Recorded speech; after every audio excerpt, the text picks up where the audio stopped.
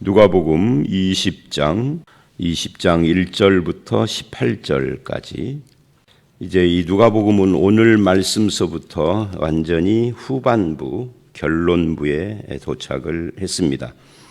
이 후반부의 핵심은 물론 예수님의 십자가와 부활이죠. 근데 그 예수님의 십자가 부활 23장, 24장에 이르기까지 20, 21, 22 이 세 장은 논쟁과 관계되는 그런 내용입니다. 그래서 지금까지는 예루살렘을 향하여 가는 길 따라서 일어난 일을 중심으로 기록을 했다면, 이제 여기서부터는 성전을 중심으로 성전 안에서 성전을 떠나 또 베다니로 갔다가 성전으로 돌아오시고 이런 일들이 왔다 갔다 반복이 되면서 십자가에 죽으시는 것으로 연결이 돼요. 그 중에 이제 오늘 이 20장 1절서부터 21장 4절까지는 여러 가지 질문과 그것에 대하여 답변을 하는 그런 내용으로 구성이 되어져 있습니다. 이 여러 가지 질문과 답변, 이게 총 6가지 정도가 되는데 그 중에 오늘 말씀이 첫 번째죠. 이 참된 신앙이 무엇인가를 보여주는 말씀이라고도 할 수가 있습니다. 먼저 1절로 8절은 발단이고 이 문제에 대해서, 그리고 9절로 18절은 그것을 대답하는데 포도원 농부 비유로 대답을 하는 그런 내용으로 오늘 말씀의 첫 번째 질문과 답변이 나와요. 이 첫 번째 질문과 답변을 말하기 전에 1절을 보면, 하루는 예수께서 지금까지 어제 말씀이나 그저께 말씀이나 보면은 이 말씀을 하시고 그 후에 이렇게 이어져 왔는데, 여기서 하루는 하는 거 보니까 어제 말씀인 19장하고 내용이 이어지지 않고 단절돼서 어떤 날 이렇게 표현을 합니다. 예수께서 성전에서 백성을 가르치시며 복음을 전할세, 지금 예수님이 성전 안에 있다 하는 거죠. 그때 대제사장들, 서기관들, 장로들이 가까이 왔습니다. 여기 대제사장들이나 서기관, 장로들 이런 사람들은 이제 정파 또는 종파, 이 정파는 정치 파벌이고 종파는 종교 파벌이죠. 이것이 서로 달랐어요. 바리새인과 사두개파로 이게 나누어졌는데, 이 바리새파, 사두개파들은 서로 굉장히 원수처럼 대하는 그런 사이입니다. 근데 이제 여기에 헤롯파, 이런 친로마파가 또 끼고, 또 독립운동파, 열심당 이런 데가 끼고, 그래서 유대가 복잡하게 이렇게 좀 정파나 종파가 나눠져 있는데, 예수 그리스도를 대항하고 해코지하는 데는 이들이 대동단결하고 일치하는 그런 모습을 보여요. 그들이 예수님께 와서 질문을 합니다. 이게 이제 첫 번째 질문이에요. 당신이 무슨 권위로 이런 일을 하는지, 이 권위를 준 이가 누군지 우리에게 말하라. 두 가지 질문을 한 거죠.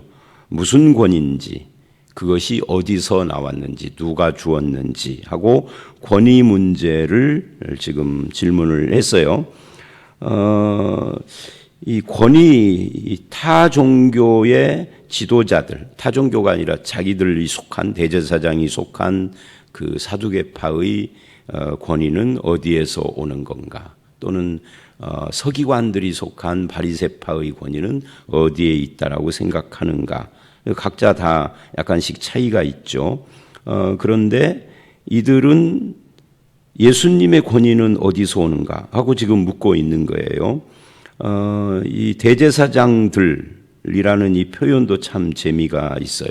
왜 그러느냐면, 이제 사두개파가 됐던 바리새파가 됐던 다 유대인들이라면 말씀에, 구약의 율법에 뿌리를 두고 거기에 권위가 있고 그 위에는 하나님이다, 이렇게 공식적으로는 그렇게 권위의 원천을 말을 하죠. 그런데 이제 문제는 내가 입술로 나의 권위는 하나님의 말씀 그리고 율법에서 나옵니다. 또는 이 하나님의 말씀의 배후에 있는 그 말씀을 주신 하나님이 나의 권위의 원천입니다. 입술로는 얼마든지 그렇게 할 수 있죠. 입술로 하는 것은 진실이 아닙니다. 우리도 인생 살아봐서 알잖아요. 여러분이 입술로 하는 것이 마음의 진실인가요? 그리고 삶이 그렇게 사라지나요? 이 입술, 마음, 삶, 삼박자가 일치하는 경우가 얼마나 되시나요? 안 되는 경우가 굉장히 많아요. 체면 때문에도 말과 삶이 틀리고 마음의 생각이 틀리고 그렇잖아요. 높은 사람 앞에서는 아부해야 하는데 그게 마음은 그건 아닌 거고, 또는 이웃과의 관계도 마찬가지고 여러 가지 우리의 삶이 그렇다고요.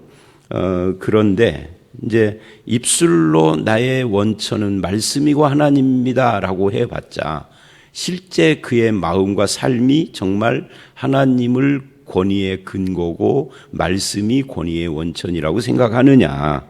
실제 삶이 안 그렇다는 거죠. 왜? 이 대제사장들이라는 이 표현이 그런 것들을 우리에게 보여줘요. 율법은 대제사장이 한 명입니다. 율법은. 근데 들이라고 복수를 썼어요.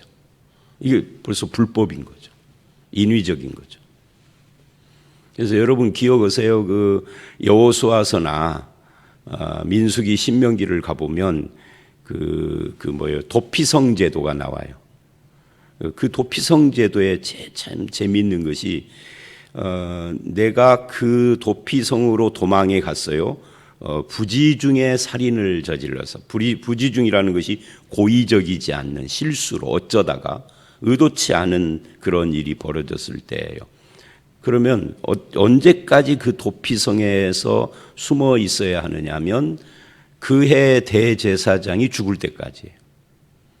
그러니까 그해 대제사장이라는 것은 이제 대제사장이 바뀔 수 있으니까 대제사장이 죽고 새로운, 우리 로마 가톨릭도 보면은 교황이 죽고 그 다음에 새로운 교황 뽑듯이 이제 그렇게 하는 거 아니에요. 그러니까 새로운 대제사장이 취임을 했는데 이 양반이 나이가 한 80이 된다. 그러면 한 10년쯤만 참으면 집으로 돌아갈 수가 있죠. 근데 새로운 대제사장이 취임을 했는데 60이다. 이제 그러면 이제 대제사장과 함께 거기서 늙어갈 수밖에 없는 거죠. 그런 제도가 있어요. 그게 시행이 실제로 됐는지 그건 몰라. 도피성 제도입니다. 근데 여기는 대제사장들이라고 그래요. 율법은 하나를 말하는데 여기는 복수로 여러 명을 두었던 거죠.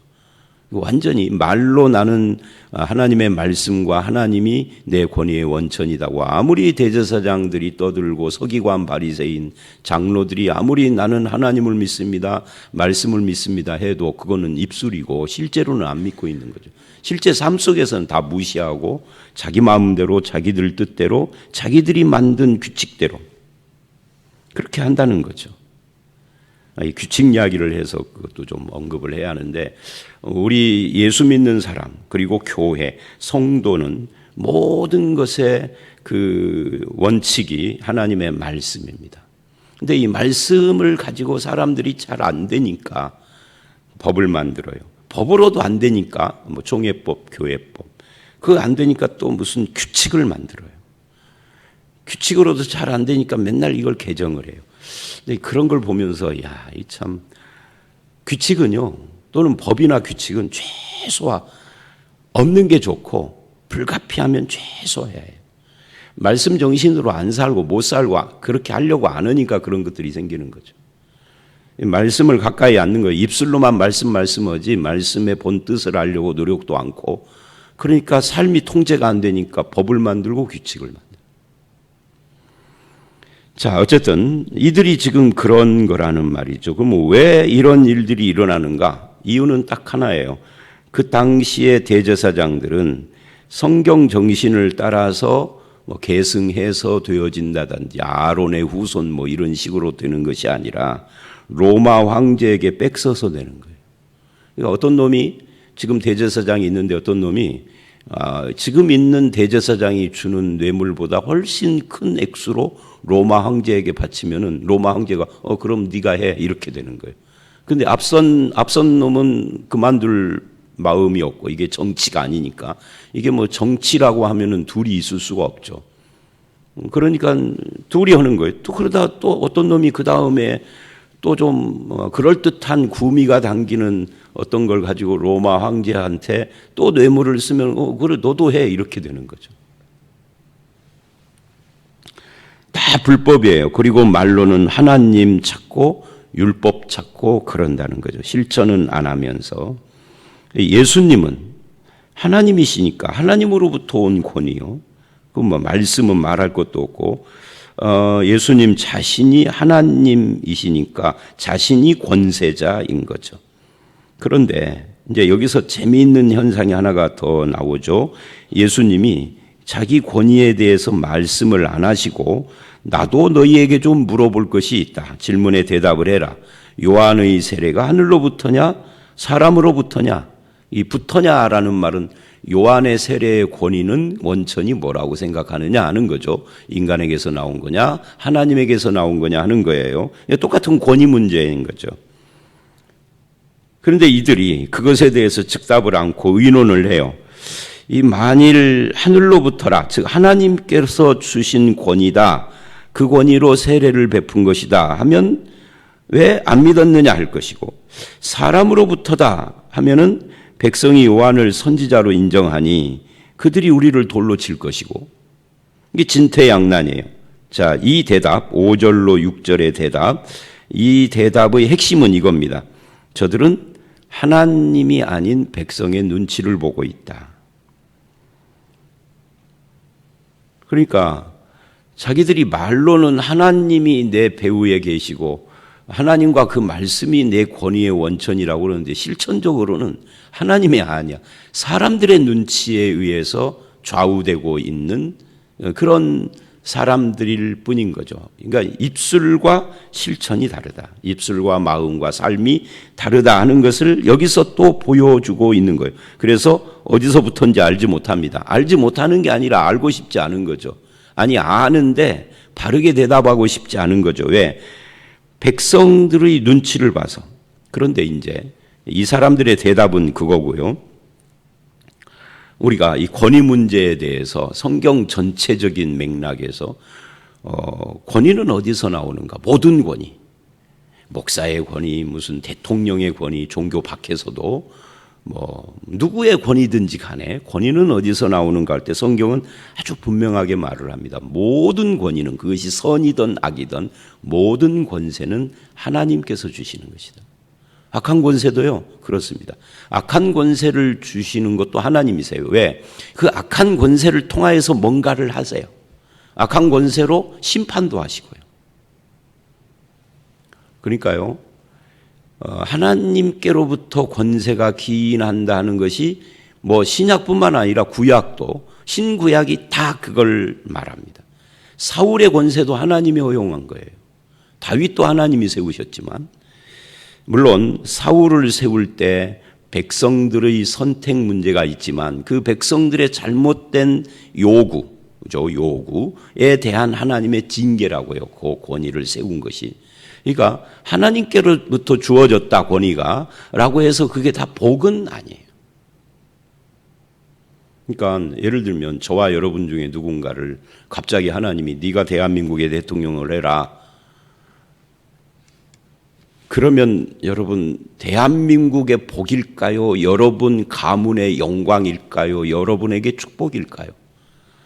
알 수가 없지만 이 가운데서 누가 갑자기 대통령이 된다면 복이 아닐 가능성이 많아요. 왜? 할 만한 자격 없는 사람을 세웠다는 것은 그건 축복이 아닌 거잖아요. 제가 옛날에 요즘은 그 말 잘 안 하는데 하도 우리나라가 교육이 막 이렇게 다 저렇게 따오고 막 난리를 치고 또 이해찬이 교육부 장관 할 때 또 그냥 별 난장을 쳐놓고 그래서 그 사람들 만나는 자리에서 자주 그 말을 했어요. 교육부 장관 나를 시켜주면 잘할 것 같은데. 농담이죠, 농담. 진담 좀 섞어가지고 너무 문제가 있다는 뜻을 가지고 농담처럼 말한 건데 혼자 조용히 내가 교육부 장관 시켜주면 잘할까? 해본 적이 없는데 어떻게 잘을 하겠어요? 나의 재능이나 탤런트하고 상관없는 자리를, 높은 자리를 주는 건 축복이 아니에요.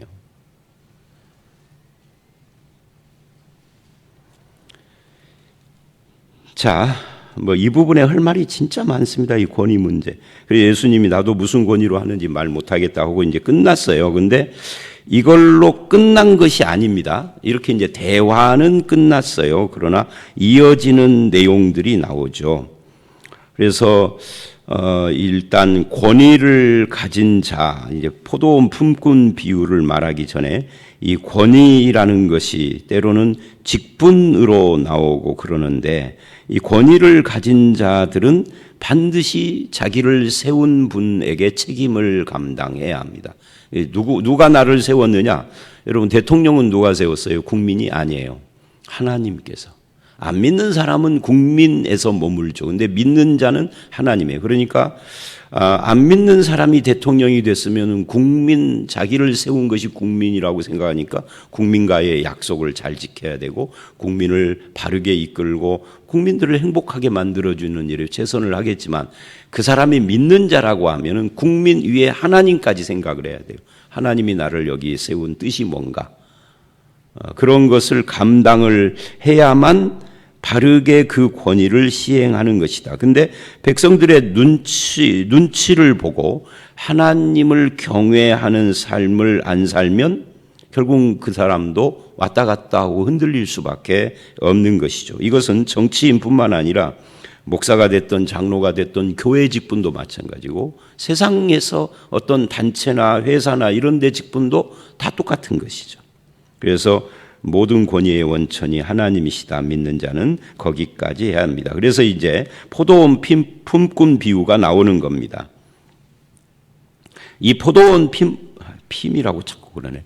품꾼 비유가 일종의 저들의 질문에 대한, 네 권위가 어디에서 나오느냐 하는 질문에 대한 답변인 거죠. 그러니까 예수님은 직접 내 권위는 하나님께로부터 주어진 거다 이렇게 말 않고 그거를 우회해서 비유로 답변을 한 거예요. 예수님이 성경에 비유를 참 많이 하시는데, 그 비유라고 하는 것이 설교 시간에 목사가 예화를 하는 거고 비슷한 거죠. 직설적으로 답변을 하면 하나의 답변만 하지만, 비유나 예화를 하면은 여러 가지 풍성한 이야기를 함께 담을 수가 있고 굉장히 실천적인 내용이 나올 수가 있는 거죠. 그래서 예수님이 비유를 많이 하시는 거예요. 근데 이 포도원 품꾼 비유를 말을 하면 우리가 이거 다 잘 알죠. 한 사람이 농부들에게 세를 주고 타국에 가서 오래 있다가 때가 이르러서 이제 자기 종들을 보냅니다. 근데 농부들의 입장과 이 주인의 입장이 서로 달랐어요. 농부들은 이 종들을 때리고 거저 보내었습니다. 또 다른 종을 보내니까 그것도 때리고 능욕하고, 세 번째 또 종을 보냈는데 이 종도 상해하고 내쫓은지라 포도원 주인이 어떻게 해야 할까 하고 고민을 했습니다. 이 고민을 하다가 이렇게 결론을 내렸습니다. 내 사랑하는 아들을 보내리니 그들이 혹 그는 존대하리라 하였더니. 자, 여기서 우리가 비유를 볼 때 비유의 디테일한 그 세세한 것까지 다 영적인 의미를 부여를 하고 해석을 시도하는 것은 위험하다. 이 비유는 목표가 하나예요. 권위에 대해서 답하는 거죠. 권위가 어디서 나왔는가? 예수님의 권위는 원천이 뭔가? 그런데 이 14절, 3절 같은 경우에 포도원 주인은 하나님인데 사랑하는 아들은 예수님이 맞고, 여기까지는 맞습니다. 근데 그 하나님이 어찌할까 하고 고민했다.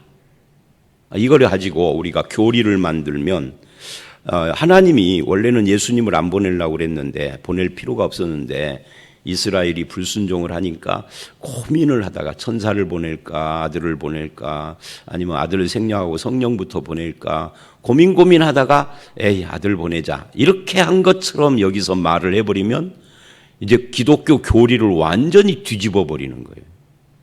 그러니까 비유는 그렇게 해석을 하면은 위험하고 잘못된 해석을 할 가능성이 생긴다는 것을 염두에 꼭 두셔야 돼요. 그래서 이 비유의 핵심은 어찌할까 하는 하나님의 고민이 아닙니다. 아들, 이게 핵심입니다. 아들. 이 아들이 누구냐면 바로 말씀하시는 예수님. 그러니까 포도원 품꾼들의 주인 같은 그것이 예수님이고 이 주인은 하나님이다. 그러니까 하나님이 아들인 나를 보냈다. 이거 지금 이야기를 하는 것이 핵심인 거죠. 뭐 어찌할까 이런 것이 아니고 혹 그는 존대하리라 하고 혹이라고 했지만 이것은 비유상에서 혹이라는 말이고요. 실제 역사 속에서는 혹이 아니에요. 예수님은 이 땅에 오실 때부터 죽으러 오셨어요. 저들이 배쳐갈 걸 알고 오셨어요. 그러니까 서신서의 설명을 잘 들어야지 복음서나 사도행전 같은 강화체가 아닌 설화체 본문을 볼 때는 이런 부분을 굉장히 주의해야 합니다. 그래서 자기 생각을 여기다 넣어서 여기 혹 한 거 보니까 하나님께서 기대했던 대로 안 되고 엉뚱한 방향으로 가서 어쩔 수 없이 십자가를 진 거구나. 이렇게 나아가면 이게 사이비가 되고 그것이 길어지면 이단이 되는 겁니다. 그런데 그런 시도를 하는 사람들이 굉장히 많고요. 요즘은 조금 드물어졌는데 한 2, 3년, 3, 4년 전까지만 해도 1년을 지내다 보면은 뭐 책들을 공짜로 보내주는 사람들이 있어요. 그것도 막 이렇게 두꺼운 책, 언제는 막 이만큼 두꺼운 책을 양장본으로 공짜로 돈 요구도 않고 전국에 뿌렸겠죠. 야, 얼마나 돈이 많간 이렇게 하는가. 전국에 목사가 몇 명인데. 그래서 이제 하도 뭐 굉장한 양장본으로 막 두껍게 책을 써서 보내주어서 잠깐 좀 저는 그런 책들은 100% 안 읽습니다. 다만 앞에 머릿말이나 목차나 뭐 이런 것을 보면은 대충 알죠. 이게 목차를 이렇게 쭉 보니까 이게 완전히 이단 사설이야. 근데 그런 이단들이 어디서 나오느냐면 이런 식의 이 말씀을 자기식으로 갖다 붙여가지고 그걸 느려 빼서 증폭시켜서 되는 것이죠. 저들의 해석을 보면 다 그래요. 자, 다시 본문으로 돌아와서 그러니까 어찌할까나 혹 이런 데 꽂히면 안 되신다는 경고를 제가 하는 거예요. 여러분도. 여기서 핵심은 하나님이 주인이신데 그 아들을 보내셨다. 그런데 14절 농부들이 그를 보고 농부의 생각과 하나님의 생각은 다른 거예요. 농부는 누구예요? 우리들을 말하는 겁니다. 사람들, 저와 여러분. 여기서는 1차적으로 유대인들을 포함하는 거죠. 근데 이 농부들은 이래요. 이 아들이 상속자니 죽여버리면 그 유산이 뭐예요? 그 유산이 하나님이 창조한 세상이죠. 그리고 나에게 준 이 나의 바운다리 여기 내 삶의 터전. 이건 이제 우리 것이다. 주인이 맥이 끊겼으니 상속자가 없으니 이거 내 것이 되는 것이다 하고 딴 생각을 했다 하는 거죠. 그러니까 저들은 입술로는 하나님을 말하지만 실제로는 하나님이 마음에 없는 삶을 살았던 거예요. 이거를 하나님의 주인 되심을 인정하고 싶지 않다 이렇게 표현을 하는 겁니다. 하나님 주인 되심을 거부하는 것이 사사시대에는 왕이 없으므로 소견에 오른 대로 이렇게 표현을 하고요. 지금 여기서는 하나님의 아들을 죽이는 것으로 나타나는데 그게 십자가다. 십자가는 23장에 나오지만 예수님은 이미 십자가를 예견하고 계시는 거죠. 그리고 포도원의 주인은 하나님이고 농부들은 실제로 포도원을 경작하고 있지만 저들은 관리인, 청지기일 뿐이라는 것을 망각하고 있는 거예요. 주인을 부정하고 있는 거죠. 그게 저들의 문제다. 이들이 뭐예요? 대제사장, 서기관, 장로, 바리새인, 사두개인 이들이 바로 그들이다 하는 것을 말하는 겁니다. 모든 문제는 여기서 생기는 겁니다. 하나님의 왕되고 주인 되심, 그 소유권을 인정하지 않고 그러니 그 아들을 부정하는 거다. 내가 관리인인데 관리인이라는 것을 부정하고 주인 행세를 하는 것이 이게 문제다. 그러면 오늘 우리 인생도 마찬가지입니다. 내 인생, 우리 가정, 우리 교회, 뭐 여러분이 사업가라면 내가 사업하는 기업 또는 직장인은 자기 직장이죠. 여기에 주인은 누구냐? 나는 뭐냐? 이걸 반드시 확실하게 정리를 해야 할 필요가 있습니다. 내가 주인이 아니다. 교회를 예를 들면 내가 개척했어. 그러니까 엊그저께 어떤 목사님하고 대화를 하는데 이제 은퇴를 앞두고 있어요. 이제 올해 은퇴를 해요. 그런데 대화를 하다가 어디 군산인가 어디에 있는 그 자기하고 나이가 같으신 어떤 목사 이야기를 했어요. 근데 그분하고 자기하고는 은퇴를 할 때 좀 다르대요. 뭐가 다르냐면 자기는 부임한 교회의 목사고 그 사람은 개척한 교회의 목사라서 완전히 다르다는 거죠. 은퇴 대우가. 이쪽 사람은 개척한 교회 목사는 은퇴를 상당히 화려하게 하고 이쪽은 아주 그냥 좀 그렇게 하는, 그래서 비교하는 이야기를 해요. 근데 저는 이제 듣죠. 그냥 들었는데 그거하고 똑같은 겁니다. 마치 주인인 것처럼 된 거죠. 내가 개척했으니까 하고 그런 거예요. 내 인생, 내 생명 주인이 누구냐? 내 가정의 주인은 누구냐? 돈이 주인이냐? 내 재능의 주인은 뭐냐? 내가 가진 모든 것들이 주인이신 예수 그리스도 또는 하나님 아버지의 뜻을 따라서 살고 있는가를 물어야 합니다.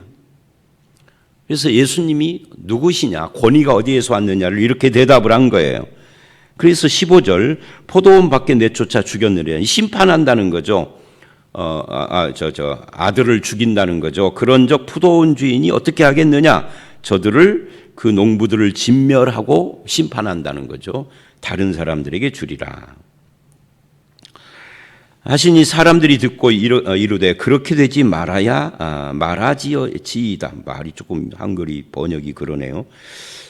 그렇게 이제 저들이 자기들에 대한 이야기라는 걸 미처 못 깨닫고 바르게 대답을 했어요. 그렇게 되면 안 된다라고. 그런다 사실은 자기들에 대한 이야기죠. 자, 오늘 말씀의 결론은 17, 18절에서 냅니다. 이 말씀도 우리가 이미 익히 알고 있는 말씀이에요. 건축자들의 버린 돌이 모퉁이의 머릿돌이 되었느니라 함이 어찌미냐. 구약에 기록된 말씀을 인용을 한 겁니다. 그러니까 돌 하나가 어떤 사람에게는 버린 돌이 되고 어떤 사람들에게는 머릿돌이 된다. 이 머릿돌이 되는 것과 버린 돌은 도대체 어떤 돌을 말하는 거냐 할 때 예수님을 말하는 거죠. 예수님을 어떻게 취급을 하느냐예요. 그런데 또 우리가 주목해야 할 것은 건축자들의 버린 돌입니다. 건축자들은 전문가입니다. 여기서 이 전문가들은 누구예요? 건축자들로 표현됐지만 실은 종교 전문가들, 대제사장, 서기관, 장로, 바리새인, 사두개인 이런 사람들이죠. 이들은 종교의 전문가들인데 그 종교 전문가들이 예수를 쓸데없는 버린 돌로 평가했다는 거예요. 포도원 품꾼 비유에서는 죽이자 했고 여기서는 버린 돌이라, 이 버렸으니까 죽이는 거죠. 근데 그들의 평가가 틀린 거죠. 왜? 어떤 이에게는 그 돌이 모퉁이의 머릿돌로 쓰시니까. 그러면 누가 모퉁이의 머릿돌로 쓰느냐? 하나님이죠. 하나님은 저들이 버린 돌을 그렇게 쓰시는 겁니다. 그래서 이 돌 위에 떨어지는 자는 깨어지겠고 이 돌이 사람 위에 떨어지면 가루. 그러니까 예수님이 심판하신다는 이야기를 하는 겁니다. 자, 여기서 우리는 이제 최종 결론을 내리면서 전문가들의 견해가 다 옳은 건 아니다. 예를 들면 교회에서는 전문가가 목사잖아요. 목사의 견해가 100% 옳은가? 특히 예수님이나 말씀에 대해서, 하나님에 대해서 그렇지 않을 수 있다는 거예요. 그 당시에는 대제사장이면은 권위가 어마어마한 거잖아요. 오늘날의 총회장하고 달라요. 오늘날의 총회장은 1년직입니다. 임시직이죠. 대제사장 죽을 때까지예요. 그러니까 권위 자체가 달라요. 서기관, 바리새인 다 마찬가지고요. 그래서 그 전문가들의 평가가 옳지 않은 거예요. 중요한 것은 전문가가 아니라 하나님의 뜻입니다. 하나님의 뜻, 하나님의 평가. 그래서 예수님에 대해서도 마찬가지로 이들이 지금 반응을 보이고 있는 겁니다. 오늘 말씀 여기까지인데 이제 정리를 하면 권위의 문제입니다. 모든 권위는 하나님으로부터 주어진다. 그럼 우리는 뭐냐? 우리는 청직이다. 이 권위가 하나님께서 예수 그리스도를 보내는 것으로 나타났다. 예수님에 대해서 어떻게 반응을 하느냐가 아주 중요하다. 다른 많은 사람, 특히 전문가들조차도 버린 돌로 생각했지만 하나님은 그렇지 않다. 우리는 하나님 편에 서야 한다. 내가 권위자가 되거나 또 다른 권위자를 세우는 것이 아니라 하나님과 하나님의 말씀의 권위 앞에서 우리가 그 뜻을 살피고 순종하며 청지기로서의 삶을 바르게, 여기서는 청지기가 농부라고 그러죠. 청지기의 삶을 바르게 실천하며 살아가는 이것이 신자의 자세입니다. 저와 여러분이 참된 권위를 하나님과 말씀과 예수 그리스도에게 두고 순종하고 청지기의 삶을 살아가기를 주의 이름으로 축원합니다. 함께 기도하겠습니다. 하나님, 이제부터 여러 가지 질문과 답변을 통해서 논쟁을 하는데 이 권위 문제가 등장을 했습니다. 주님, 우리가 말씀과 하나님이 우리의 권위의 원천이라고 말은 하지만 대제사장, 서기관, 장로들처럼 실제의 마음과 삶 속에서는 하나님과 말씀을 무시하고 자기들의 뜻을 따라서 인위적으로 행했던 것을 봅니다. 오늘 우리도 하나님만이 우리의 주인이시고 예수 그리스도와 말씀만이 우리 권위의 원천인 것을 입술만이 아니라 마음과 삶으로 녹여내게 하시고 그렇게 살아갈 수 있도록 인도해 주시옵소서. 우리는 농부같이 청지기들인데 주님께서 맡기신 일을 잘 감당하게 하시고 예수 그리스도를 이 전문가들이 버린 돌이라 평가할 때에도 모퉁이의 머릿돌 되게 하신 하나님 안에서 주님이 얼마나 나에게 존귀하고 소중한 분인지를 늘 깨닫게 하시고 그 주님과 주님의 말씀과 함께 동행하는 삶을 살게 해 주시옵소서. 예수님 이름으로 기도드려 싸움나이다. 아멘.